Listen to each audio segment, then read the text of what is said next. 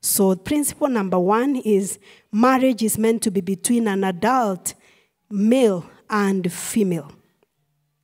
Marriage is meant to be an affair between an adult man and woman. Every society has a definition of maturity. In many of our traditional societies, you demonstrated maturity by going through the rite of passage initiation.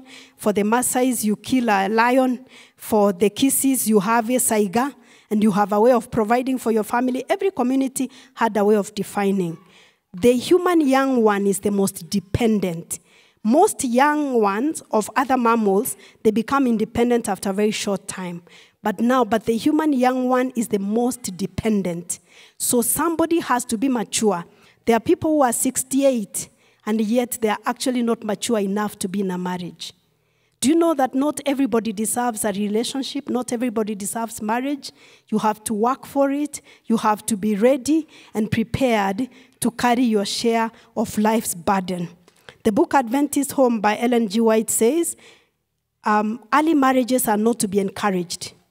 A relationship as important as marriage and so far-reaching in its results should not be entered upon hastily without sufficient preparation and before the mental and physical powers are well developed. Boys and girls enter upon the marriage relation with unripe love, immature judgment, without noble elevated feelings, and they take upon themselves the marriage vows, wholly led by their boyish and their girlish passions. As a church, as the older people in the church, we need to mentor and to encourage our young ones to be mature before they can enter into the institution of marriage. I have seen churches that build houses in the village. You find there's a young man who has been very faithful in the church. He's not financially stable. He wants to marry. So you ask, do you have a saiga? He doesn't. The church contributes. They put up a saiga for him. They contribute. They pay dowry for this young man. After a year, they start getting children. They cannot even afford to go for maternity. Church members contribute. Even on the day they are going to get, the wife has given birth, church members are going to pick. Why are we like this? Why do you want to perpetuate the cycle of poverty? Can't you just let only one person be poor? Because with one person, they can come and crash on your seat.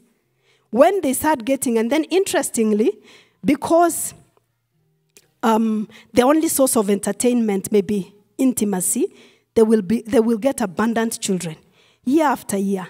Can you have a whole SGR of people coming to crash in your house?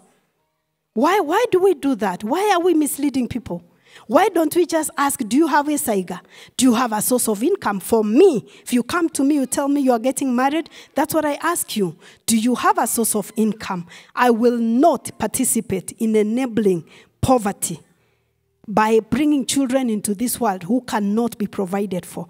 Do you know that one of the adverse childhood experiences is being raised in a home where you do not have food, shelter, clothing, and you do not know how to get education? Some of us have been scarred for life because of having to worry about food, shelter, clothing when you were a child, okay? So I think we need to guide so that we don't have people because their desires are stimulated and they are 28. They want to marry and we are contributing. Please don't put me in that WhatsApp group because I will exit.